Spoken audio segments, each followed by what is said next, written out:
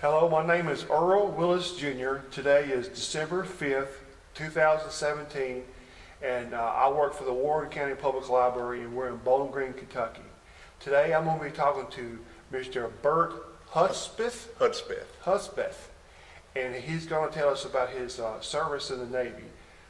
Mr. Hudspeth, we're going to start off with a few simple questions. Where and when were you born? Born in Bowling Green, Kentucky, Warren County, November 29th, 1949. Okay, 1949. Mm-hmm. Did you have any brothers, sisters, parents, any kind of siblings or family that were in the military, served in the military? Yeah, just about all my family. For instance, my grandfather on my dad's side was World War I. Okay. My dad was on Guam, World War II in the Army Air Corps. Okay. My uncle was in the Air Force, Paul Hudspeth, and my brother was in the Air Force, Mike Hudspeth. Okay. Do you remember talking about that any when you were growing up? Not a lot. Not a lot? Said. No. No, they didn't No. mention it very much. Dad seldom ever talked about it. Okay. Do you think that influenced you any, or? Well, yeah, I think so in a way. In a way? I think it did. Yeah. You know, because these guys were doing, as they call the greatest generation. Yeah. Okay. So, kind of made me proud. Yeah. So you had it in your background. Yeah. Okay. What were you doing before you entered the service?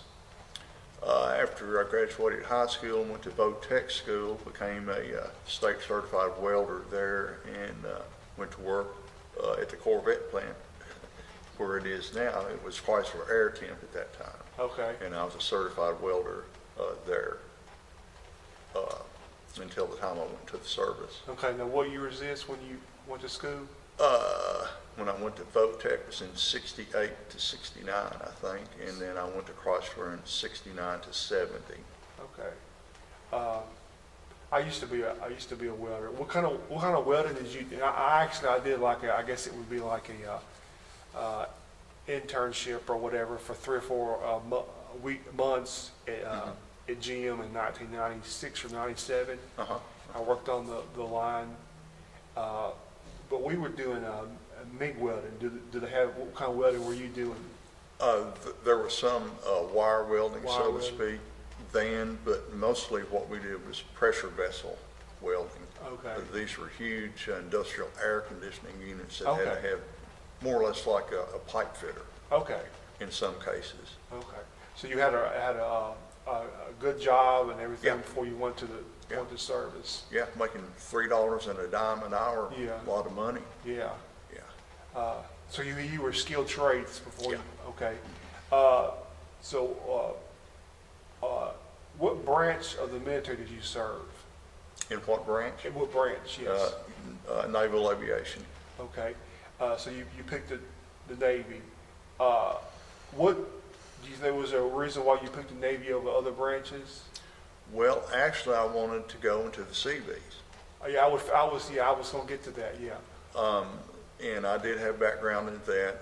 I was a sheet metal worker. My dad was a sheet metal engineer. Okay. And I worked alongside him. Back then, everything was galvanized metal ductwork. Everything was hand formed, handmade. And that was some of the sheet metal background that I had. And also I worked with the survey crew. Okay. And then did construction work. So I thought that'd be a good fit along with the welding for the Seabees.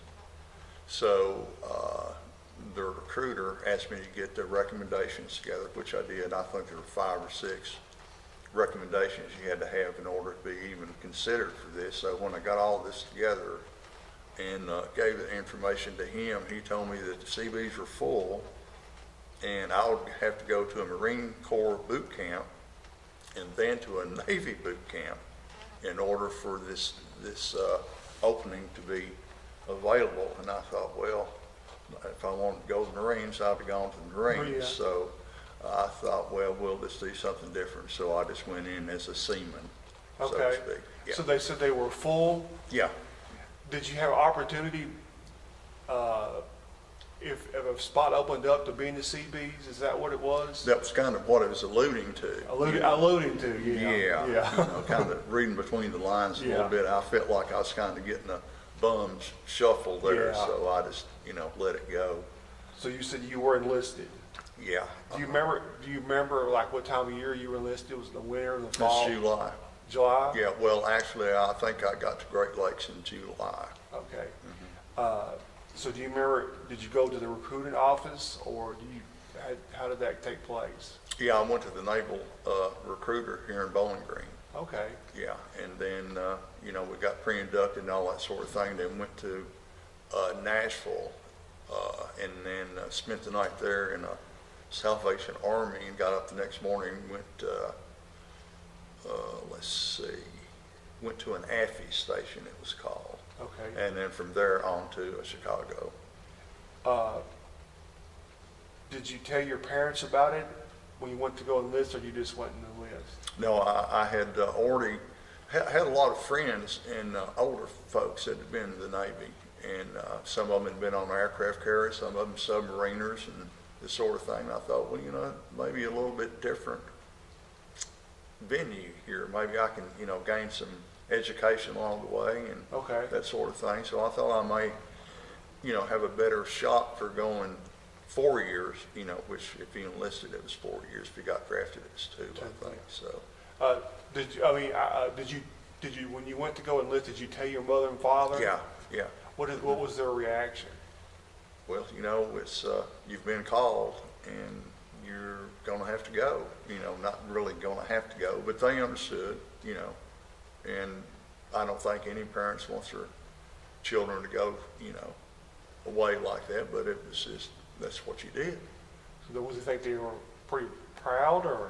I think, yeah, proud, and of course, not knowing, at that time, a lot of this is coming to the forefront on the news. Every night you turn the news on, Yeah. they were just starting to really give some insight into what was happening over there. Okay, And, now what year is this?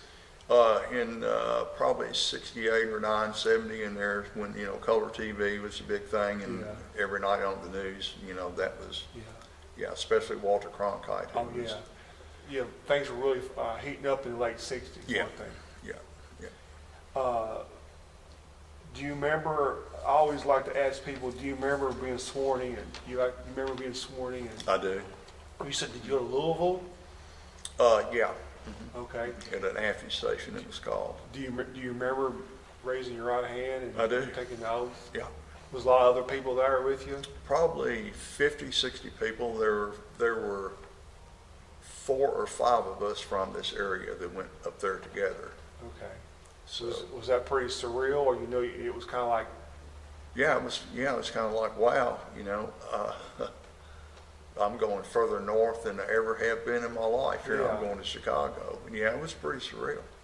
Yeah, because a lot of times when you raise your right hand and you take an oath, it gets pretty. It's pretty solemn. Yeah. Yeah, this is kind of like, yeah, I've done it now. Yeah, it's a promise. Yeah, Yeah. certainly. You went to Great Lakes? Yeah, uh-huh. Did you go to Great Lakes first? Yeah, Okay. Yeah. And Great Lakes is in Michigan, correct? yes, well, Chicago. Chicago. Yeah. I'm sorry, Chicago. Yeah. And do you remember? It was July, right? Yeah. Okay. Do you remember? Did you fly or did you go on the plane? I am not sure. No, we flew from Louisville to Chicago. Okay. I believe we did. I'm not certain about that part, though, now that I try to remember.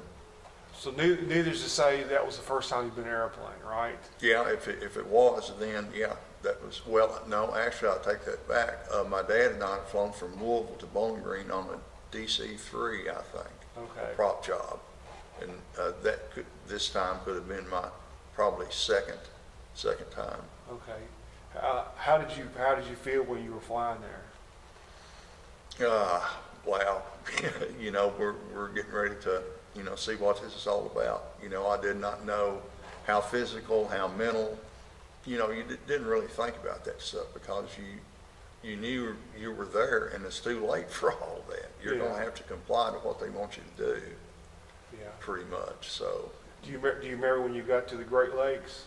Yeah, I do.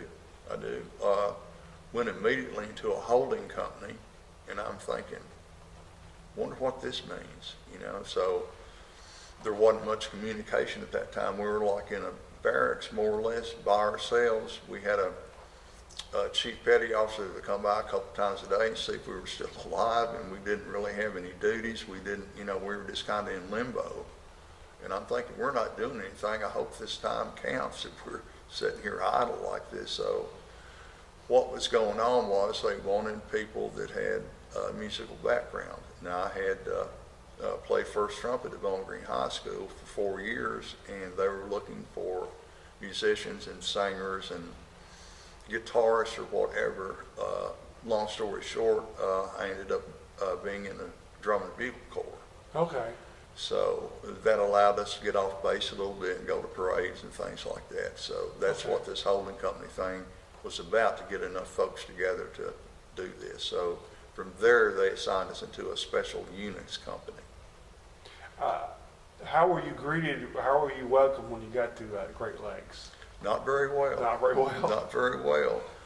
There was what was a seaman apprentice or a seaman recruit, a couple of them, they called them, I think, service days. They were getting ready to leave boot camp to go to their assignment, and for the last week or so, they were given duties like that, is to round us up and get us to where we were going and all this sort of thing. How were you met when you got off? Were you met on the bus or as soon as you got off? Soon as we got off, yeah. So they kind of escorted us to where we needed to be, and we went from there. They probably weren't giving you handshakes and hugs, though, were they? None of that. None of that at all. None of that at all. It was hurry up, let's go, move it, so on and so forth. Yeah. But, did you know kind of what to expect, just a little bit maybe? Not really. Really? Not really. I just talked to some of the other guys that had been into the Navy ahead of me, and they said it wasn't really that big a deal, and I'm thinking, well, okay, I guess I can do this too then. Yeah. So. Do you remember any of your instructors that during your basic training that made an impression on you, or was there anything that stood out? Well, actually, our company commander, William Reed was his name. He was a first-class intercommunications repairman on a submarine, and this was his first time at being an instructor. So everything was kind of new. He was kind of new. We were really new, and he was a real down-to-earth, nice guy. Wasn't real hard on us. Of course, we did, do some things that we had some punishment for, but all in all, it was not bad. Not bad. He was just a real good guy. Okay. Does anything stand out in your basic training? Anything stand out more than others, or something that still sticks with you this day? I think maybe, I guess the last train ride I took, we boarded the train, the Drum and Bugle Corps, and went to Waukegan, Wisconsin, I think. And we were always doing parades and played graduation every Sunday. We had a graduation, so we performed there as well. But we kind of got to go off base a little bit, and had a real nice potluck dinner in the basement of a church, and got on our bus and came back, and that was nice. Okay. That was nice. Did you? How about the physical part of it? Did you do fairly well in that, or? Yeah, there really wasn't that much. It was all about marching, and it was all about classroom work. Okay. That was a majority of what was focused on. Okay. You did pretty well. Yeah, I did. So when you left your basic training, what was your area emphasis or your MOS? Well, right before we left boot camp to come home, we met with a career counselor. And this fella was from Nashville, Tennessee, and he used to come to Bowling Green all the time to Beach Bend to race his car. He was a drag racer. So we were talking, they're interviewing you. You went through a whole series of tests and to find out your aptitude or your strong or weak points. And we had a thing called a foreign language aptitude test, a flat test. And I could, didn't know much English, much less a foreign language, but the results said that they wanted me to become a linguist. And I'm going, well, I'm just not sure about that. I said, I tried to get into Seabees before I came here. I said, can I do that? Again, the answer was no. So then I said, well, how about a shipfitter? I can go, let me weld on a boat or something. Yeah. No. He said, I think, looking at your records here, I think you need to be in something a little bit more advanced than that. And I'm thinking, what? He said, well, there's a Naval Air Technical Training School in Memphis. He said, that's about 250 miles from your house. And he said, I think you need to go down there to a technical training school and learn how to work on airplanes. And I'm thinking, what? So I said, well, is that really the only option I have? He said, well, I would encourage you to do this. And I thought, well, I've been kind of misencouraged before, but yeah. Okay. I said, okay, I'll do that. So shortly after that, we were through at boot camp, and we bought our airplane ticket, and I went home for Christmas and then reported my first duty station in Memphis at the Naval Technical Training Center there.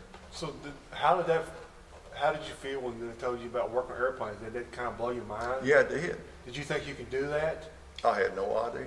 You did? I knew that I had some metalworking backgrounds, being, working with sheet metal and this sort of thing, and welding, and, you don't do much welding on airplanes, obviously, No. but I'm thinking, well, maybe there's a fit here somewhere. I'd been racing motorcycles as a kid, had some mechanical skills and this sort of thing, and I thought, well, we'll see Yeah. what happens. Was it like was you kind of excited maybe about Yeah, learning? I was. The main thing, I was not that far from home. Yeah.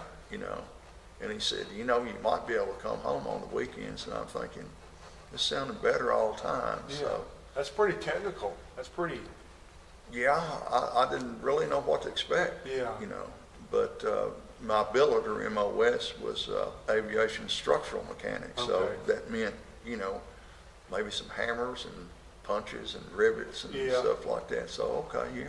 What did your parents think about when you told them what your job was going to be? Well, Dad thought it was pretty cool because, Yeah. he'd worked on B-52s on Guam in the Okay. Army Air Corps. Yeah. And so, he had some aviation background himself, of course, metalworking there again and this sort of thing. So, yeah, they're pretty pumped about it. Yeah. Yeah. Do you remember when you reported back? Where was the school at? You mean in Memphis? Yes, sir. Yeah, it was actually called Millington. It's Okay. just a whole little Navy community all unto itself, Okay. which is gone now. I think they closed it down. So it was nice. Matter of fact, I was fortunate enough to move into a brand new barracks. It had an elevator, and I'm thinking, well, this Navy life's not looking too Yeah. bad so far.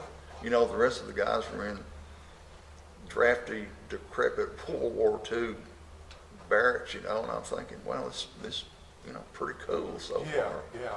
So, yeah, it was real good. Some good training, good instructors. What was when you got there? What was some of the first things you learned how to work on aircraft? You had class works and Yeah. tests, and Yeah. Yeah, it was all strictly classwork all day long. That's all we did. We would take raw material and a 1-inch square piece of cold rolled steel and cut it with a hacksaw and square it up with a file and find the center of it and drill a hole in it and tap that hole. You know, things like that, working with hand tools, tin snips and shears and files. And, So that was right up your alley, wasn't it? yeah, I thought, well, you know, this might work out, you know, Yeah. pretty good. So we learned how to make repairs, mostly what would be field repairs, that sort of thing. Okay. Aircraft wings and spars and ribs and that sort of thing. How long did your day last? 7 till about 3:30 probably. That's like classroom and study? And, Yeah, we had classroom and then shop work. Okay. How, all hands-on? Oh, yeah, every day, yeah. Yeah. And how long did that last? I'm thinking it was 6 months. 6 months? Yeah. Okay. And did you probably graduated from did you graduate Oh, from? yeah. Okay. Yeah. And then when you graduated, how did you feel going from maybe, I don't know if I can do this, to graduating? I thought, well, this is not bad. I guess I'm doing what they maybe thought I could, Yeah. you know. Did you think before you went to the Navy to this point, you think you had more confidence in yourself? Yeah, absolutely. Yeah. Yeah, absolutely. Yeah.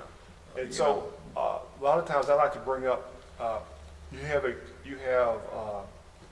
experiences and things that happens in the military that you wouldn't any other place. So far you got to work on airplanes and learn how to skill like that, and you got to and that they didn't really have that type of training in the civilian world, did they? You can't go to No, you would have to go somewhere and get your A&P license, which is airframe and power plants, I think, to learn that trade. yeah. This was free. Yeah, it was pretty much free. Yeah. Yeah. So they were kind of paying us To learn. to learn. Yeah. Which, you know, is not a bad incentive. No, it's not. So once you graduated your training, where did you go from there? I went from there to Fightertown, USA. That's Okay. what Miramar Naval Air Station was Now, called. what state is that in? It's in San Diego, San California. Diego. Yeah, Okay. yeah. It's where Top Gun is stationed. Okay. So you were in Memphis, Mhm. which is kind of hot and humid, and then San Diego's not as hot and humid, right? Or It's less humid. Okay. Fortunately, when I was in Memphis, it was winter time. okay, So California weather when I got there was pretty nice. pretty nice. Yeah. And now you get a trip to San Diego. You wouldn't have done that any other time, would you? Probably not. I had no desire to go, I don't Yeah. think, to San Diego. Yeah. Uh-huh. So was that your home port where you were Yes. at? Yeah. Okay. Home port, yeah. Did you ever go overseas? Did you ever when you were in the Navy? Mhm. Okay. Yeah. What were some of the places that you went overseas? Well, we Travel. would leave San Diego when we go on our tour, our cruise as we Yeah. call it. We would go from San Diego to Hawaii, Okay. then to the Philippines, then to what is called Yankee Station. That's the battle zone. Okay. And where was that at? South China Sea somewhere. Yeah, Tonkin Gulf Yacht Club is what it was called. Okay. Yeah, So that was where all the action was in Yeah. the Vietnam War. yeah. So already you've talked about going to Hawaii, you've talked about going to San Diego, and these are places you would never thought about in a million years, being in Bowling Green, living. No, I went from Bowling Green to Hawaii, so Or to China speak. Sea. Yeah, Yeah. that's right. Philippines on the way, you Yeah. know. And then on the way back from these cruises, sometimes during, we would go to Hong Kong and Singapore. It was pretty cool, Yeah. pretty cool. So when you were, can you describe some of when you were out in the ocean, were you on your aircraft carrier, correct? Yes. Okay, so what was the name of your aircraft carrier? It was CVA 64 United States Constellation. Constellation, Yep. okay. Can you show us the book you got there, and maybe you can kind of maybe hold it up in front? Yeah, yeah. This is Or you might want to hold it up maybe until you, like from your, maybe, yeah, that's good. Okay. Yeah. Right there. And yeah, I think I actually have a glossy in here somewhere. Okay, Of the ship. Yeah, here we go. yeah. Let me zoom in on that real good.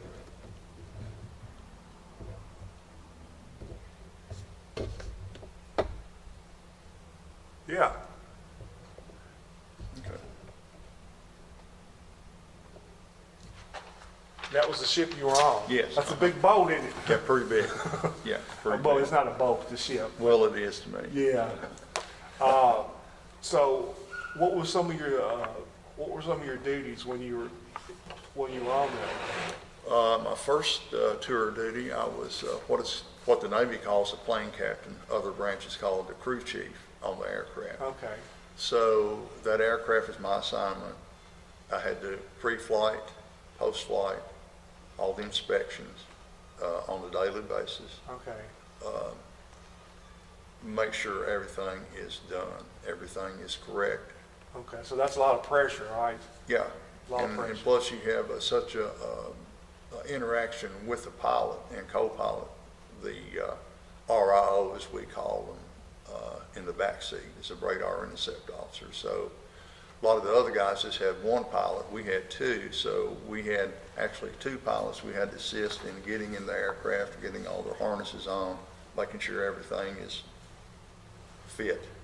And You know. you did that Yeah. as well? Yeah. So we were talking before, and I've talked before, and I've interviewed my father, and my father was an aviation support mechanic.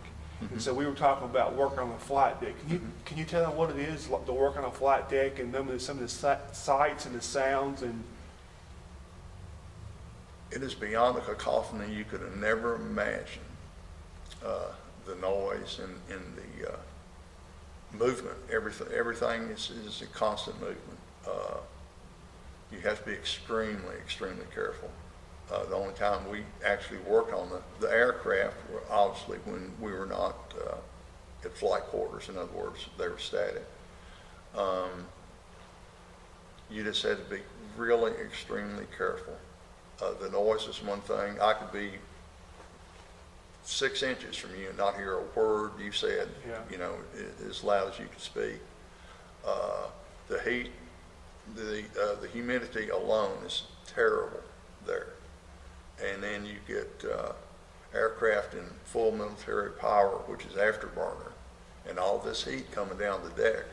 We were on the aft end of the aircraft carrier, so everything that happened up front eventually made it back to us. So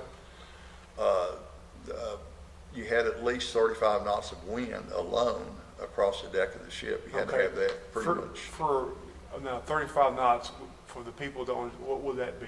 Like, Around 38, 40 miles an hour. Okay, So if there was any prevailing wind, we would heel the boat over into that wind to assist the aircraft on takeoff. yeah.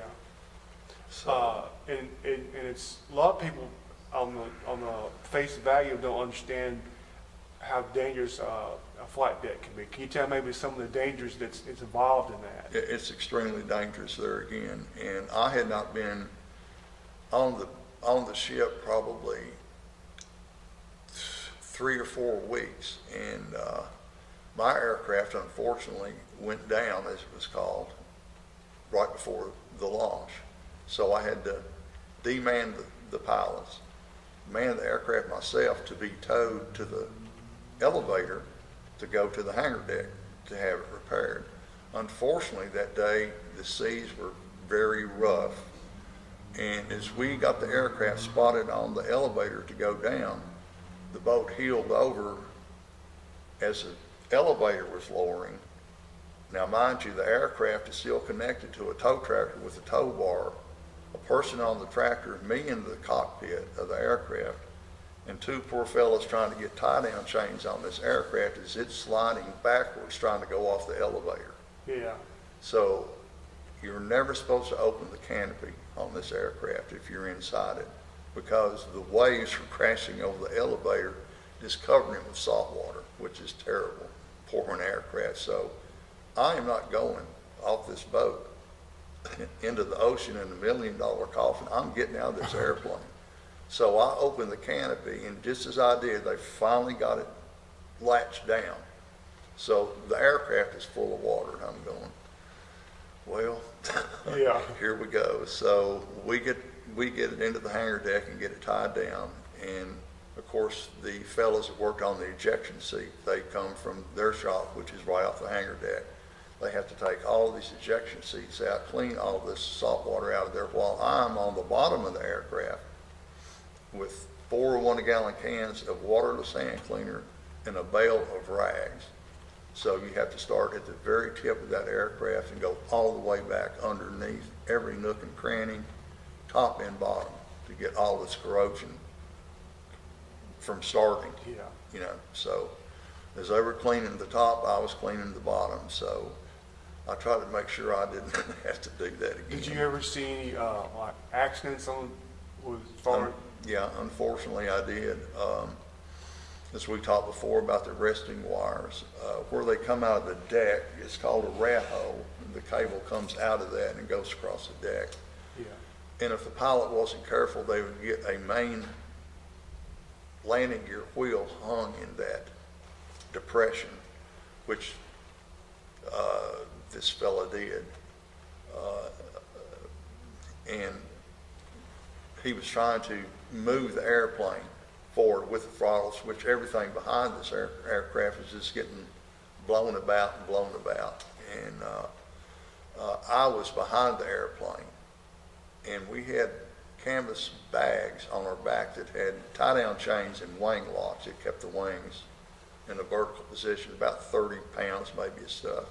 It blew me down, and I was trying to find a tie-down point to grab to, and when I leaned forward, the bag expanded and started shoving me further back. I finally got stopped and stabilized. That aircraft got off and onto the catapult and launched. Then we had another instance where we had what is called a wet start. When you go to start the aircraft, it makes a lot of smoke and some flames belch out, and it's not a real big deal, but a person overreacted on a tow tractor that had fire extinguishers on the back, 2 balls, called a twin ball, and a guy in proximity gear, the silver suits, and the fellow on the tow motor backed up a little bit too far, and this guy stepped off to put that fire out, and when he did, he was sucked completely off his feet and into the engine of that aircraft. He disappeared in a nanosecond. It was terrible. Yeah. Yeah. Yeah, I appreciate you sharing it with me, because a lot of times, you know, people think that the only way that you can lose your life is on the battlefield, in which that's a sacrifice in its own. But there's a lot of dangerous jobs in the military that people don't think about. Mm-hmm. And that guy lost his life serving his country. He did. He certainly did. It was a terrible aftermath to all that. It was terrible. Yeah. Terrible. But, you know, we carried on with what we were there to do. Yeah. That's, you know. And that was a jet engine? Yeah. And there were chunks that came out of that aircraft. As the pilot became sick in the cockpit, there were flaming pieces of person Yeah. inside this suit that it never slowed down. Yeah. It was just See, awful. I think it's important to tell that, because like I said, a lot of people don't really think about, they don't think about the danger that people are in. You know, they think, well, they're just flying airplanes on the deck, and, you know, they're just telling them it's Yeah. unforgiving stuff. Yeah, that's right. You know, not even to mention, our sister squadron had terrible luck. They lost their commanding officer. He got shot down over Vietnam, he and his Rio, and they had another accident trying to get aboard ship, low fuel status, this sort of thing, and they flamed out and crashed into the ocean It was a beautiful sight, believe me. Just glided right in. As soon as they hit the water, they both ejected. Maybe a quarter of a mile from the ship is all they needed.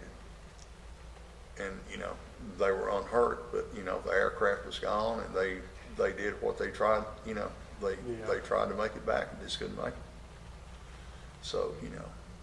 Yeah, and you know, you telling that story, that was 50 years ago, and you probably still think about like it was yesterday, right? Oh, yeah. Yeah, and stuff like that doesn't go away, does it? No, Yeah, well, I appreciate you sharing that with me. sure. So, what would be your average everyday on your ship? What would be the average everyday? Like, what time did you get up? What time did you go to bed? What was your kind of like your routine? We were up a little bit before dawn. We'd have flight quarters, get the aircraft ready for the sorties that day. Sometimes we flew 3 or 4 sorties a day, 16 hours a day, a lot of times, every day, every single day. Rain, it didn't matter. Our aircraft were all weather, didn't make any difference. Unless it was a typhoon, we were flying the aircraft. You know, that's what we did. We did that for 3 months. Pulled into Yokosuka on our way, Japan, on our way home for Christmas. We'd been on base maybe an hour or so in the enlisted man's club having us a good cold beer. The shore patrol walked in, locked the doors, and everybody from that boat was asked to come back. We had been reassigned. We stayed in Japan less than 24 hours, and we went back right then for another 3 months. We were at sea for 6 months. Every day. We flew every day.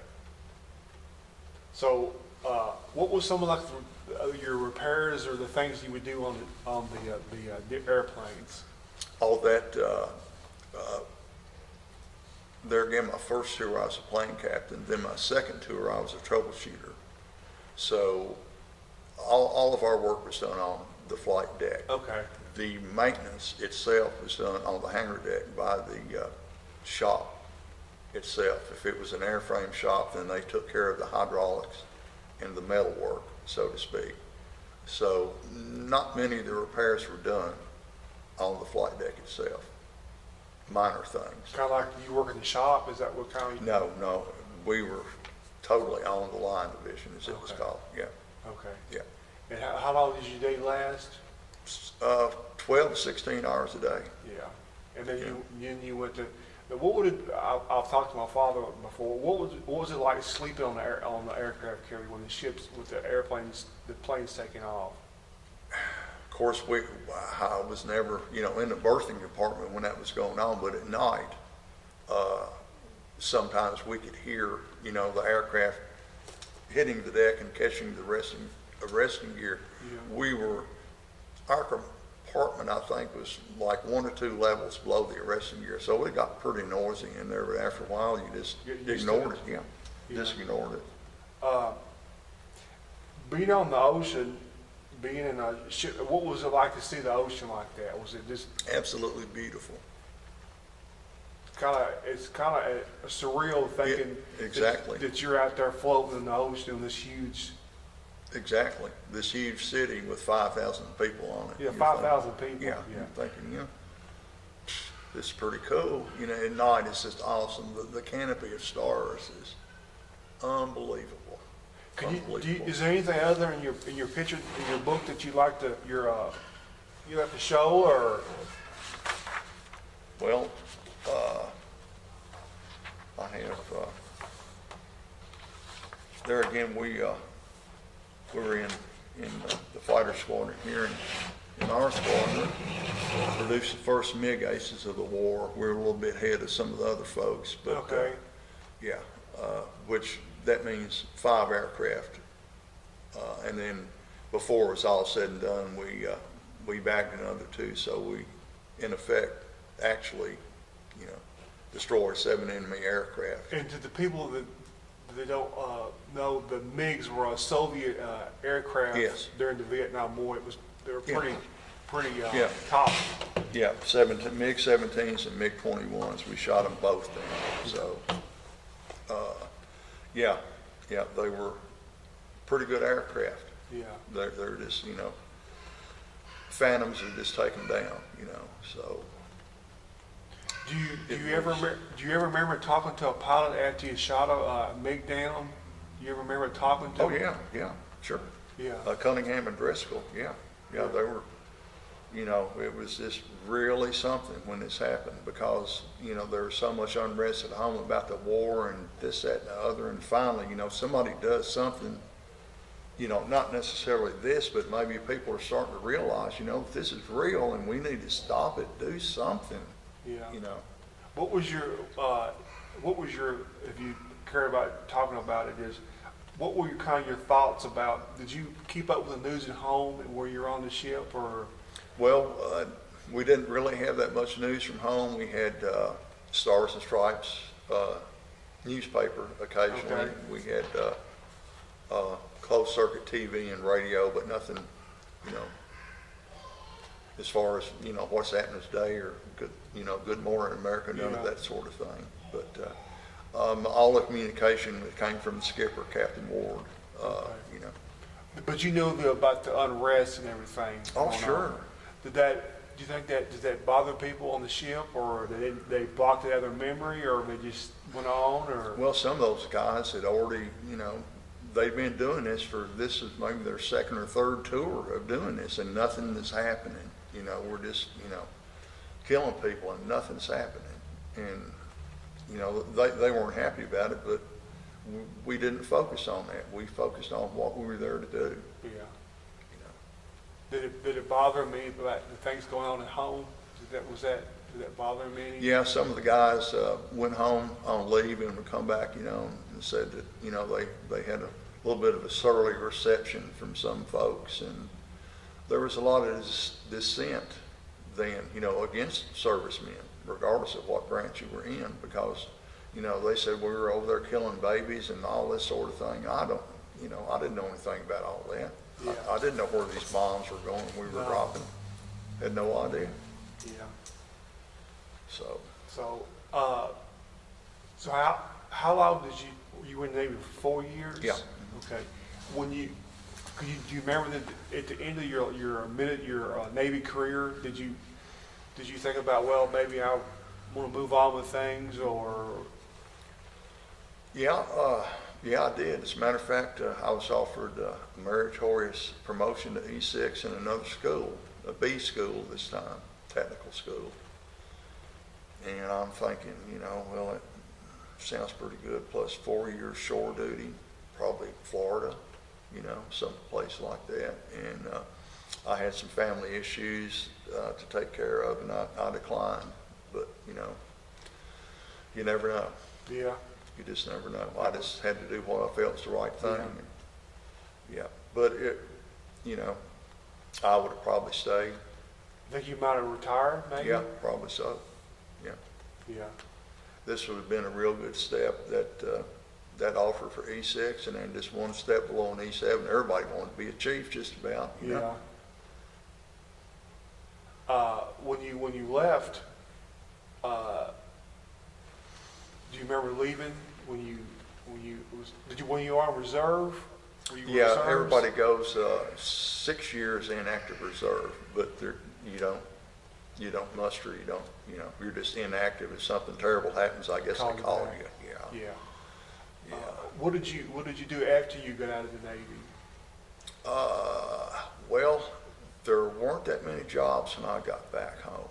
The place I'd worked before, Chrysler Corporation, had gone bankrupt and been bought by another corporation, Fetters, and they went out of business, so there was nothing there. And I had bought a new dirt bike in Japan and brought it back on the aircraft carrier. So I got home with it, and I decided I was going to go motorcycle racing. I was going to go back racing. So, Okay.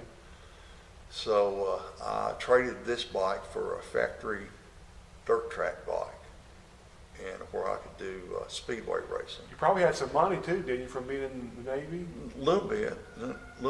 I spent a lot of money on cars and motorcycles and Yeah, stuff. yeah. So I did that for a living for a while, not an everyday living. You understand what I mean? And I would pick up work, here and there till something did come about, and that went on for a year or two, and then I went to FMC Corporation here.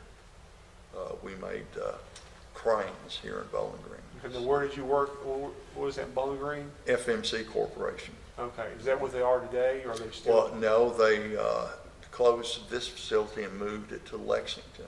Okay, It's where a warehouse is now, that building. okay. So you still kind of stayed in your military kind of occupation with technical? Yeah. So, Hands-on stuff. yeah, I went there and was a structural welder and machinist there. So- They probably liked your experience in the Navy. They probably impressed with that, weren't they? Well, yeah, I don't think necessarily that, what I did in the Navy didn't really relate to structural welding, sort of, but yeah, everybody knew, they were veterans. It showed them that you were smart, though, didn't it? Well, maybe, Yeah. Yeah, Yeah. which, it was good training, and, handed things, hand in hand go together sometimes. You have, as I learned in the Navy, it's not only about what you do with airplanes or this sort of thing. It's about getting along with people, Yeah. for one thing.